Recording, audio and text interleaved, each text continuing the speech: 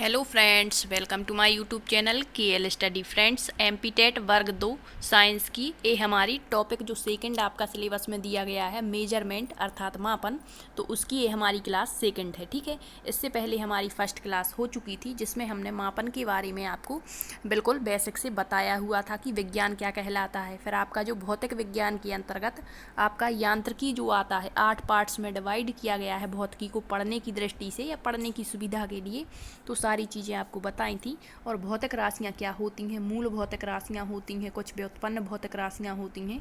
तो ये सारी चीज़ें हमने फर्स्ट क्लास में देख ली थी, ठीक है। ये मापन की हमारी सेकंड क्लास है। और आपका जो पहला टॉपिक है ब्रह्मांड, तो ब्रह्मांड वाले टॉपिक को पहले हमने आपको पूरा डीपली पढ़ा दिया था। उसकी लगभग 14 क्लासें हैं, तो आप प्लेलिस्ट में जाकर देख सकते हैं। और उसके हमारे 2 प्रैक्टिस सेट भी हो चुके हैं। तो अगला जो प्रैक्टिस सेट लाएंगे वो ग्रहों से संबंधित जितने भी आपके क्वेश्चन बनते हैं और जितने आपकी NCERT बुक्स में दिए गए हैं, तो वो सारे क्वेश्चन भी हम देख लेंगे, ठीक है। तो ये हमारी मापन की सेकंड क्लास रहेगी। तो इसमें हम कुछ मापन से संबंधित राशियाँ होती हैं, जैसे अदिश राशि, सदिश राशि। इससे आपका एक क्वेश्चन पूछ लिया जाता है कि कौन सी अदिश राशि है और कौन सी सदिश राशि है।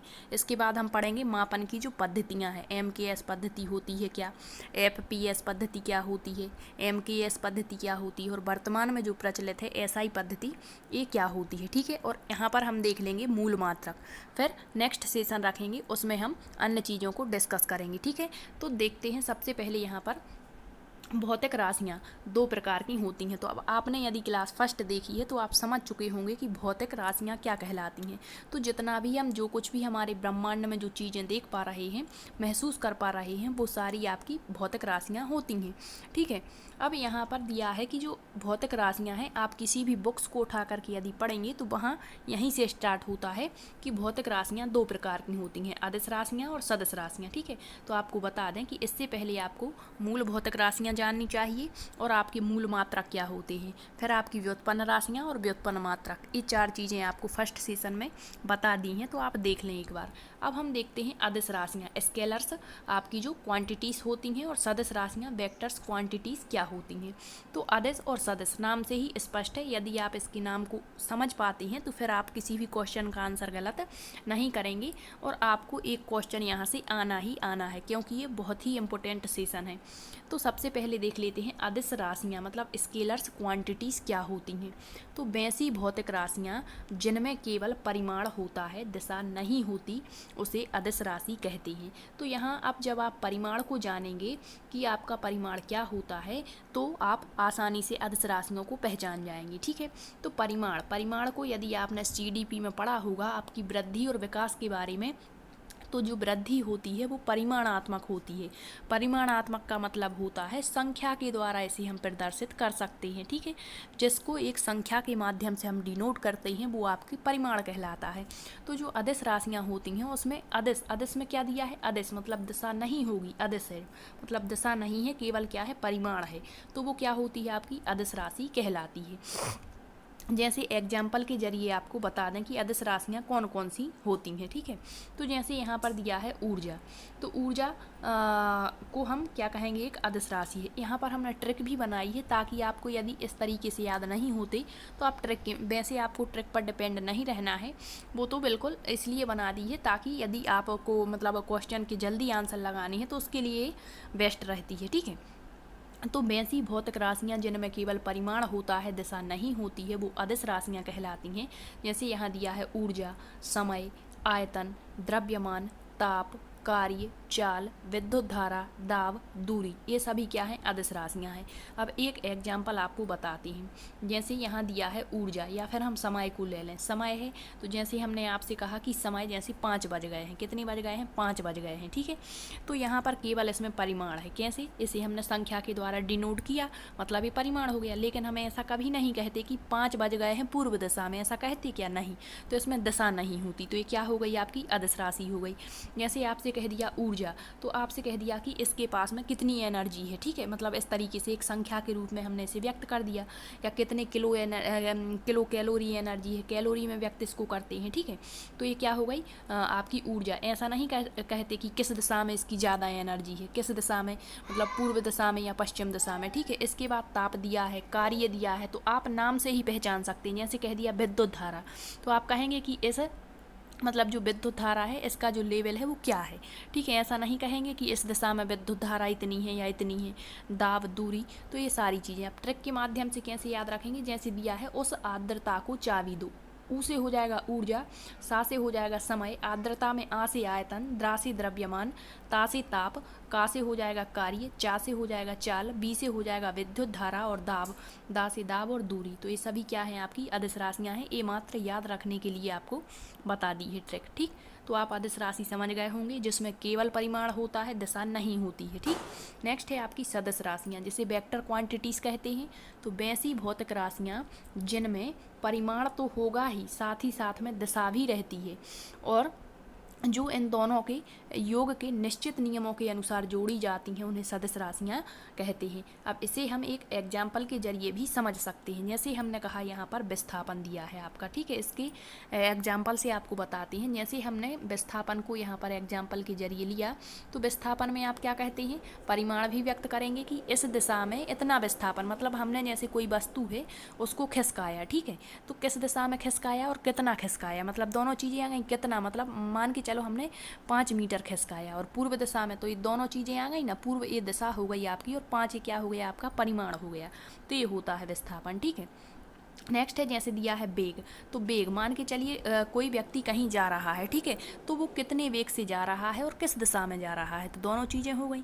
इसी तरह से आपका बल है, आपने पूर्व दिशा की तरफ बल लगाया, मतलब 5 करके जैसे आपने इसको डिनोट कर दिया, ठीक है, न्यूटन, 5 न्यूटन का बल लगाया। इसका मात्रक आपको पता होगा तो आप आसानी से समझ लेंगे, ठीक है। तो हम मात्रक भी देख लेंगे कि किसका मात्रक क्या होता है।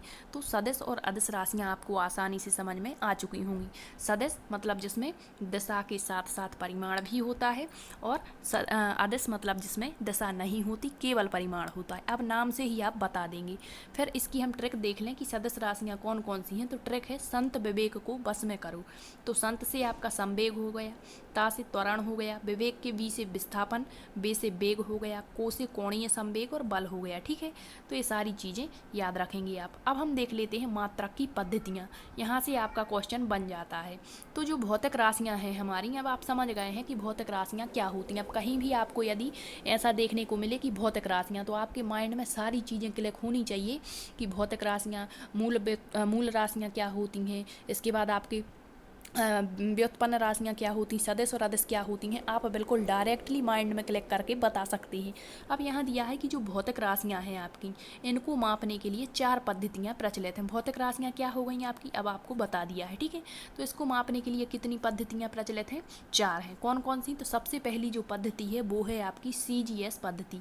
अब यहाँ से कैसे क्वेश्चन बनते हैं तो आपको बता दें। एक क्वेश्चन तो यही बनता है, आपसे पूछ सकता है कि CGS का फुल फॉर्म क्या है, या फिर CGS पद्धति जो है इसका प्रयोग कहाँ किया जाता है, इसका फुल फॉर्म क्या है, ठीक है, या इसे अन्य किस नाम से जाना जाता है। तो ये 3 क्वेश्चन निकल करके आती हैं। तो जो CGS पद्धति है इसका फुल फॉर्म आप याद रखेंगे। C मतलब सेंटीमीटर, G मतलब ग्राम, और S मतलब होता है सेकंड, और पद्धति को सिस्टम कहते हैं। तो सेंटीमीटर, ग्राम और सेकंड सिस्टम या CGS पद्धति। इस पद्धति में जो आपके 3 मूल मात्रक होते हैं, मूल मात्रक आपको बताए थे, एक बार आज हम फिर से देख लेंगे। तो जो मूल मात्रक हैं लंबाई, द्रव्यमान और समय, इसके मात्रक जो हैं क्रमशः क्या है, तो सेंटीमीटर, लंबाई का जो मात्रक है वो क्या है, सेंटीमीटर बताया है, द्रव्यमान का मात्रक यहाँ ग्राम लिया है, और समय का मात्रक सेकंड होता है, ठीक है। तो CGS पद्धति में इन तीनों के मात्रक आपको बताए हैं। इसी तरह से FPS पद्धति में लंबाई का मात्रक क्या हो जाएगा, फुट हो जाएगा, फिर आपका द्रव्यमान का मात्रक यहाँ P से पाउंड हो जाएगा, समय, तो ये 3 इकाइयाँ जो 3 मूल मात्रक हैं इनके यहाँ पर क्रमशः मात्रक बताए गए हैं, ठीक है। तो जो CGS पद्धति है उसमें लंबाई का मात्रक सेंटीमीटर, द्रव्यमान का मात्रक ग्राम और समय का मात्रक सेकंड याद रखेंगे। एक क्वेश्चन बनता है आपका, ठीक है। इसीलिए इसे क्या कहते हैं, सेंटीमीटर, ग्राम और सेकंड पद्धति या CGS पद्धति से कहा जाता है। क्यों, क्योंकि लंबाई, द्रव्यमान और समय की मात्रक ये बताए गए हैं। ठीक है, अब दूसरा नाम पूछ लेते हैं, CGS पद्धति का दूसरा नाम क्या है?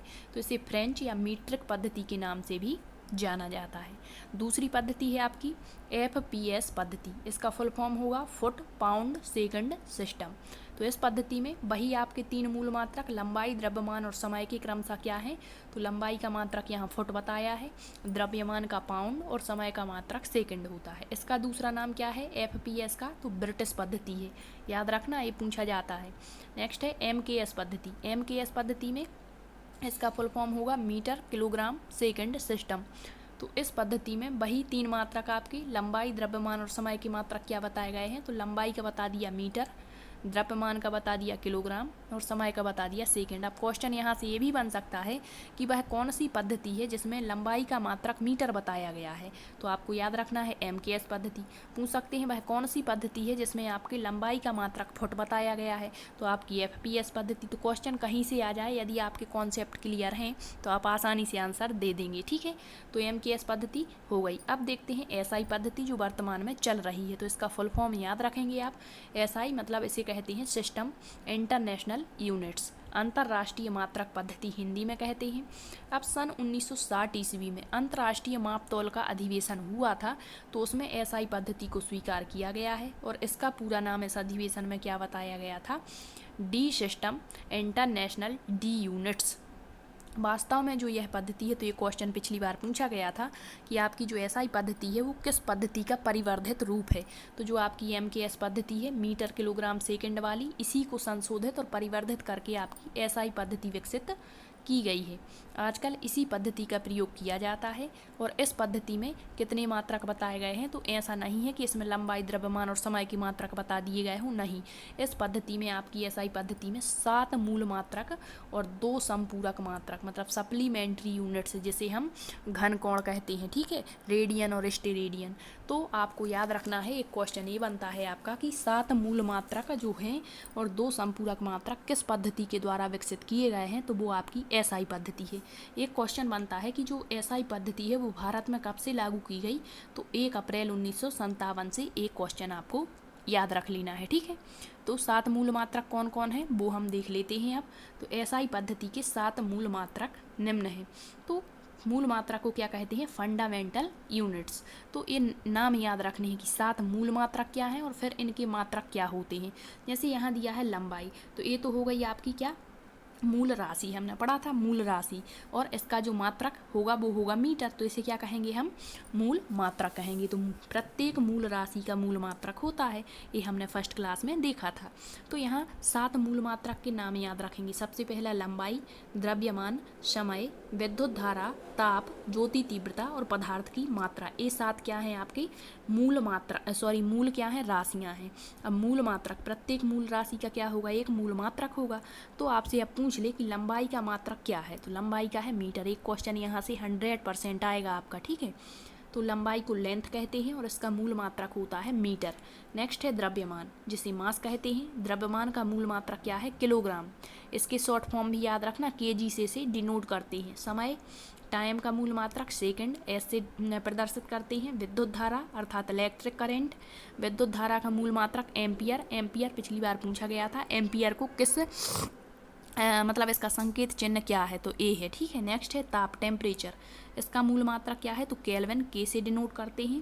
नेक्स्ट है ज्योति तीव्रता, ल्यूमिनस इंटेंसिटी। ज्योति तीव्रता का मूल मात्रक कैंडेला है, इसे CD से। ये कुछ डिफिकल्ट से वर्ड हैं, ये याद रखना। ठीक है, यहीं से क्वेश्चन बन जाते हैं। नेक्स्ट है पदार्थ की मात्रा, अमाउंट ऑफ सब्सटेंस।